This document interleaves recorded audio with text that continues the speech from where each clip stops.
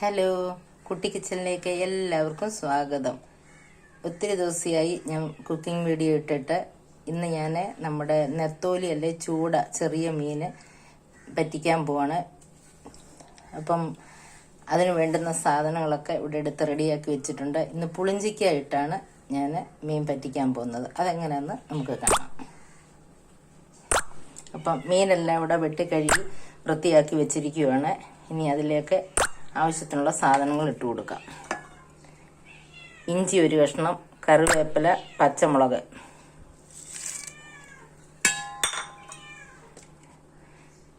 ഇത് നമ്മുടെ പുളിഞ്ചിക്കയാണ്. ഇത് ചെറിയ ഉള്ളി, ഒരു 10 കഷ്ണം ചെറിയ ഉള്ളിയുണ്ട്. ഒരു 5-6 കഷ്ണം, 6 പീസുകളോളം വരും. പിന്നെ വലിയ പുളിഞ്ചിക്ക ഇതേ വലിപ്പത്തിലുള്ളത് 6-7 കഷ്ണമുണ്ട്. അത് നല്ല ചെറുതായിട്ട് ചീകി വെച്ചിരിക്കുവാണ്. ഇതിവിടെ ഇട്ട് കൊടുക്കാം. ഇനി നമുക്ക് ആവശ്യത്തിനുള്ള ഉപ്പിട്ട് കൊടുക്കാം. ഇത്രയും കാശ്മീരി മുളക് പൊടി, നല്ലൊരു കളർ വേണം മീൻ പീരയ്ക്ക്. മഞ്ഞൾപ്പൊടി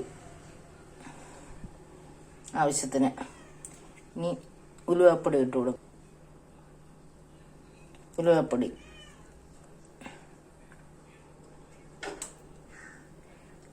തേങ്ങ ചിരകിയത് 1 തേങ്ങയാണ്.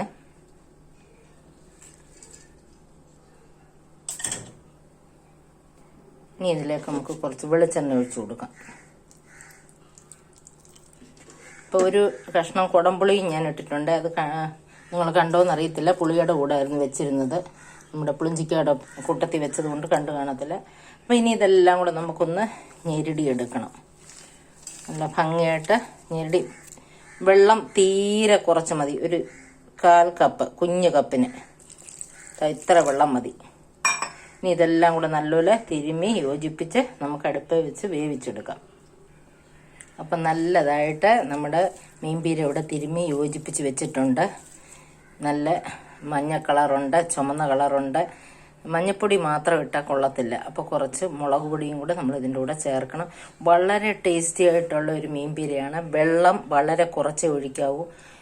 ചെറിയ മീനായതുകൊണ്ട് ഈ ഉള്ളിയുടെയും ഈ പുളിഞ്ചിക്കയുടെയൊക്കെ വെള്ളം ഇറങ്ങി ഇത് വെന്തോളും. ചെറിയ തീയിട്ട് നമുക്ക് ആദ്യം ഒന്ന് ശകലം തീ കൂട്ടി വെച്ചിട്ട് പിന്നെ അത് തിളയ്ക്കുമ്പോഴത്തേന് കുറച്ച് വയ്ക്കുക. അങ്ങനെ പറ്റിച്ച് നമുക്കെടുക്കാം. നല്ല വളരെ ടേസ്റ്റി ആയിട്ടുള്ളൊരു മീൻപീരയാണ്. അപ്പോൾ നമുക്കിത് അടുപ്പിൽ വയ്ക്കാം. നമ്മുടെ മീൻപീരയുടെ അടിഭാഗമൊക്കെ വെന്തു. ഞാനൊന്ന് മറിച്ചിട്ട് വെക്കുവാണ് ഇതിപ്പം. ഇനി നമുക്ക് ഒന്നും കൂടെ അടച്ച് വയ്ക്കും. നമ്മുടെ മീൻപീര എല്ലാം ഇവിടെ പറ്റിയിട്ടുണ്ട്. ഇപ്പോഴേ നമുക്ക് ഉപ്പോ പുളിയോ ഒക്കെ ഉണ്ടോ നോക്കണം. ഇതിനകത്തിപ്പം നല്ലതായിട്ട് ഉപ്പും പുളിയും എല്ലാം ഉണ്ട്. അപ്പം ഇനി ഉടനെ നമുക്കിത് വാങ്ങാൻ സമയമായി. ഇപ്പം നമ്മുടെ മീൻപീര എല്ലാം ഇവിടെ നല്ലതായിട്ട് വെന്ത് പറ്റിയിട്ടുണ്ട്. ഇനി നമുക്ക് തീ ഓഫ് ചെയ്യാം. ഈ ഒരു പാത്രത്തിലേക്ക് നമുക്കിത് വിളമ്പിയെടുക്കാം. നമ്മുടെ മീൻപീര ഇവിടെ റെഡി ആയിട്ടുണ്ട്. വളരെ ടേസ്റ്റി ആയിട്ടുള്ളൊരു മീൻപീരയാണ്. ഇത്ര കഴിച്ചാലും നമുക്ക് മതിയാവത്തില്ല. ആ വെളിച്ചെണ്ണയുടെയും ഉലുവാപ്പൊടിയുടെയും എല്ലാം നല്ലൊരു ടേസ്റ്റാണ്. വെള്ളം വളരെ കുറച്ചേ ഒഴിക്കാവൂ. അപ്പോഴാണ് ഈ മീൻപീരയ്ക്ക് നല്ല ടേസ്റ്റ് കിട്ടുന്നത്. വെളിച്ചെണ്ണയും ചേർത്ത് ഇളക്കി വേണം നമുക്ക് വെക്കാൻ. അന്നേരം നല്ല രുചിയിൽ കിട്ടും. ഇതിൻ്റെ കൂടെ ഞാൻ ഉച്ചയ്ക്ക് എടുക്കുന്നത് നമ്മുടെ പച്ചമോരാണ്.